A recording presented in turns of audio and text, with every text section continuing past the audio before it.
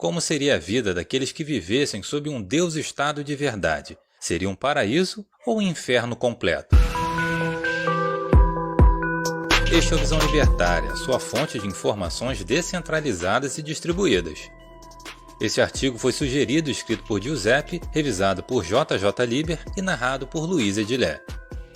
Se você ler nosso guardanapo sujo, Constituição, vai perceber que a função do Estado é promover praticamente tudo, desde coisas mais básicas como saúde, educação e segurança, até mesmo cultura, lazer, defesa do consumidor, proteção contra a automação, existindo estatal até de camisinha, desenvolvimento nacional, recentemente até absorvente, entre tantas outras coisas. Segundo tais rabiscos, o Estado brasileiro seria uma espécie de entidade com superpoderes, que deve ser responsável por praticamente tudo, logo, podendo ser classificado como uma divindade para ter tamanhas capacidades de alteração da realidade. Mas o quão esse Deus tem sido eficiente em promover tudo isso já é uma questão bem diferente, e qualquer pessoa com inteligência média sabe o quão horríveis são todos os serviços ditos públicos, e pior ainda, os gratuitos. Existe até um livro, famoso por sinal, de Hans Hermann Hoppe, chamado Democracia, o Deus que Falhou, que aborda esse assunto. Vamos levantar uma possibilidade um tanto louca. E se o Estado, ou pelo menos o governante supremo, virasse realmente uma espécie de entidade muito poderosa? Esse é um dos temas centrais do jogo Warhammer 40,000, que passa há 40 mil anos num futuro decadente, sombrio e aterrador, no qual há somente guerra. Imagine uma espécie de Senhor dos Anéis futurista, com naves espaciais, batalhas interplanetárias, robôs gigantes, onde existem orcs armados com metralhadoras e até lança-foguetes. No jogo, os Eldar são basicamente elfos espaciais, com suas armas a laser e poderes mágicos. Os Senhores do Escuro são deuses do caos, com exércitos de demônios que tentam corromper humanos a todo momento. Tyranids são uma raça monstruosa de criaturas insectoides e de enxame, que lembram muito os aliens, e que existem apenas para consumir toda a vida que encontrarem pelo caminho, transformando planetas férteis e belos em desertos áridos.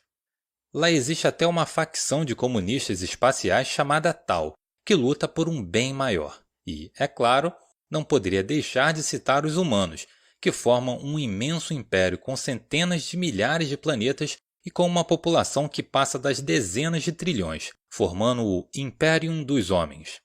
Lá, a humanidade é comandada pelo Imperador Deus, sendo ele nada mais nada menos que um cadáver putrefato. Esse é o termo usado no próprio jogo, e que está há milhares de anos sentado no trono dourado, apenas se mantendo vivo graças ao sacrifício humano de 1000 pessoas diariamente. Tais sacrificados não são pessoas comuns, mas sim Psykers, que são humanos com poderes especiais como telepatia, telecinese, dentre outros, lembrando em muito os X-Men da Marvel. O Imperador Deus, pasmem, também é um Psyker, o mais poderoso de todos. Pois é, se nós hoje nos preocupamos com o globalismo, o que dirá um interplanetarismo com um planejador central que ainda é considerado uma divindade?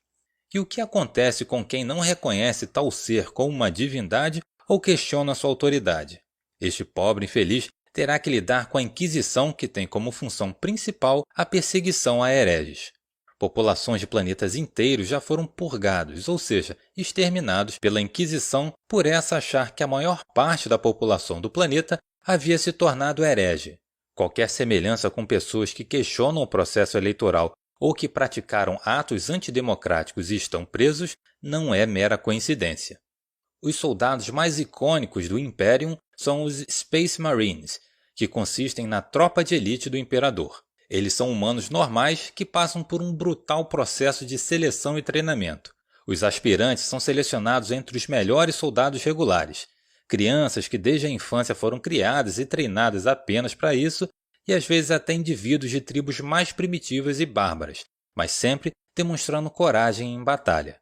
Durante o processo, apenas na fase de aprovação, o aspira deverá renunciar à sua família e escolher outro aspirante que será sua dupla. Ainda são altamente estimulados a formarem uma amizade forte. O processo leva anos, mas ao final da fase de seleção, o aspirante terá que travar uma luta corpo a corpo até a morte com sua dupla para ser aprovado como Space Marine.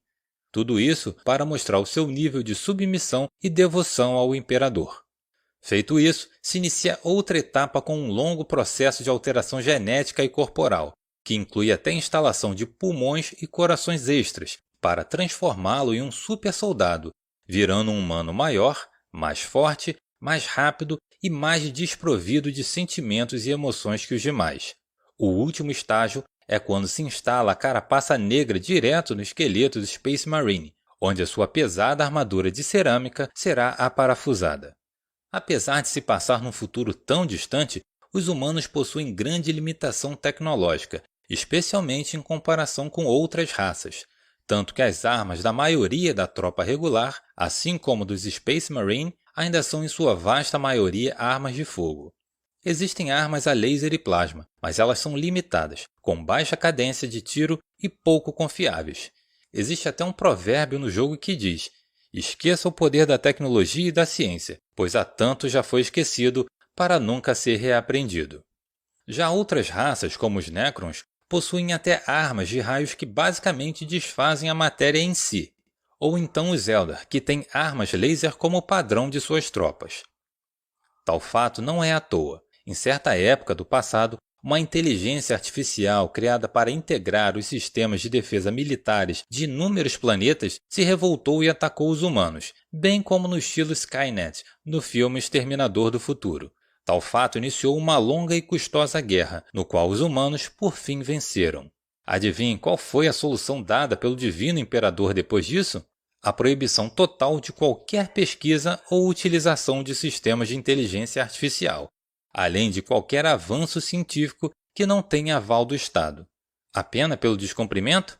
Além do risco de ser taxado como herege, a pessoa pode ir parar no paredão por isso. Questionar a ciência oficial do Estado é perigoso tanto hoje como daqui a 40 mil anos no futuro. No início, falamos que cerca de 1000 Psykers são sacrificados diariamente para o Imperador, mas tal fato tem um propósito prático. O Imperium dos Homens é composto por incontáveis planetas que muitas vezes se encontram a milhares de anos-luz um do outro. Para facilitar tais viagens, se utiliza a Warp, que é uma dimensão paralela infestada de demônios e onde habitam os deuses do caos, mas que também funciona como uma espécie de buraco de minhoca. Para que as naves não se percam durante essa perigosa viagem, o Imperador as guia com seu tremendo poder psíquico, mas o preço disso são sacrifícios. A Warp não é só uma dimensão, mas também uma energia que se manifesta em alguns indivíduos, e o Imperador precisa usar essa energia para guiar as naves. Ou seja, o Imperador é uma espécie de estatal de viagens de dobra no espaço-tempo, enquanto é proibido para todos procurar outros métodos menos custosos de realizar tais viagens. Nos Orcs, a Warp se manifesta de maneira bastante curiosa, quando uma grande quantidade deles acredita que, por exemplo, pintar a nave de vermelho fará com que ela viaje mais rápido. Tal fato vira realidade, por isso suas naves e veículos parecem um amontoado de sucata que de alguma maneira inexplicável são funcionais. Ou seja, a fé dos Orcs pode realmente mover montanha no sentido literal da coisa. Outra questão que é muitíssimo interessante é todo o culto que existe em torno da figura do Imperador. Existe uma religião oficial com clero, catedrais e, é claro, os dízimos, que é o nome dado para os impostos e é cobrado de planetas inteiros, seja na forma de comida, matérias-primas, naves, tanques ou mesmo regimentos militares completos. Tal credo possui até freiras, mas não da maneira a que estamos acostumados. São as Irmãs de Batalha, uma ordem de combatentes religiosas completamente devotas ao Imperador. Já os Space Marine são chamados de anjos por boa parte da população. Mas, tal qual os nossos estados, são extremamente ineficientes até para a proposta mais básica que é a proteção. Quando um planeta só um pouco mais distante se encontra sob ameaça de invasão alienígena, guerra civil ou meros desastres naturais, o tempo de reação do Imperium é absurdamente lento. De fato, é comum que esquadras de naves que deveriam chegar para salvar o planeta de uma invasão, por exemplo, só cheguem lá décadas depois da invasão e o planeta já estar completamente dominado ou mesmo inabitável com sua população exterminada. Situação bem comum quando os Tyranids conseguem conquistar um planeta ou até um sistema solar. Warhammer pode conter muitas coisas exageradas. Contudo, quando comparamos com o nosso mundo, no qual muitas pessoas acham que o Estado realmente seria capaz de prover absolutamente tudo, vemos algo que parece muito mais uma religião ou um credo que uma expectativa real e palpável. Outro ponto é que os 1000 sacrifícios diários são sem dúvida algo muito chocante. Mas quando pensamos que nossa Constituição prevê pena de morte para crime de traição em caso de guerra, nosso Estado atual não pensaria 2 vezes em exigir que sacrificássemos nossas vidas para protegê-lo. Tal qual é cobrado o dízimo de planetas no jogo, a nossa carga tributária é em torno de 80%. Ou seja, se trabalham 10 meses só para sustentar políticos, funcionários públicos e seus apadrinhados. Além de claramente o Império não conseguir garantir a segurança dos planetas, assim como nós não temos segurança estatal nenhuma para o nosso patrimônio e vida, vemos o tamanho do sacrifício que nosso Estado exige. Portanto, fica claro que se o Estado virasse realmente uma divindade, apenas existiriam muito menos direitos individuais e mais repressão contra aqueles que não aceitassem esse Deus. Assim como já acontece hoje. Obrigado por sua audiência. Se você gostou desse vídeo, clique no ícone de curtir abaixo e compartilhe o vídeo em sua rede social. Se você deseja ser notificado de outros vídeos, se inscreva e depois clique no ícone da campainha. Até a próxima!